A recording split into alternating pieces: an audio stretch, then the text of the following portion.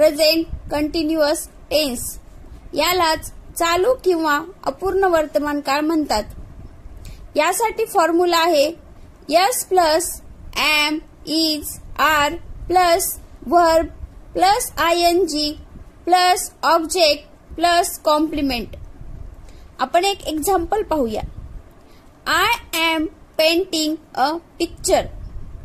या उदाहरणामध्ये आय हा सब्जेक्ट आहे, एम हे हेल्पिंग वर्ब आहे, पेंटिंग म्हणजे VING क्रियापदाला ING प्रत्यय आणि अ पिक्चर हे ऑब्जेक्ट आहे. हे एक्झाम्पल आपल्या या सूत्रामध्ये बसवलेले आहे.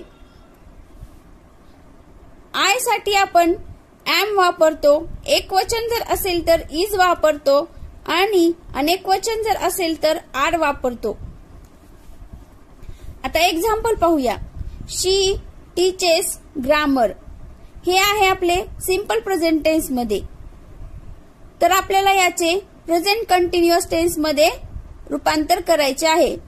प्रेझेंट कंटिन्युअस टेन्सचा फॉर्म्युला काय?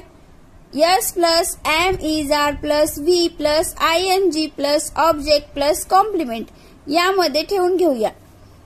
या ठिकाणी यस म्हणजे सब्जेक्ट म्हणजेच शी, हेल्पिंग वर्ब शी साठी इज वापरायचे. टीचेस तर आपल्याला VING पाहिजे, तर टीचच्या क्रियापदाला ING लावून घेऊया म्हणजे टीचिंग आणि हे ग्रामर जशास तसे. शी इज टीचिंग ग्रामर. हे झाले आपले प्रेझेंट कंटिन्युअस टेन्स.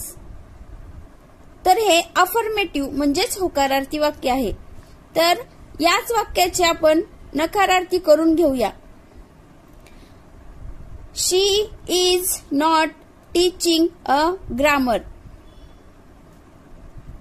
आता नंतर इंटरोगेटिव्ह मध्ये करूया. Is she teaching grammar. अशा प्रकारे अजून आपण एक्झाम्पल सॉल्व्ह करू शकतो.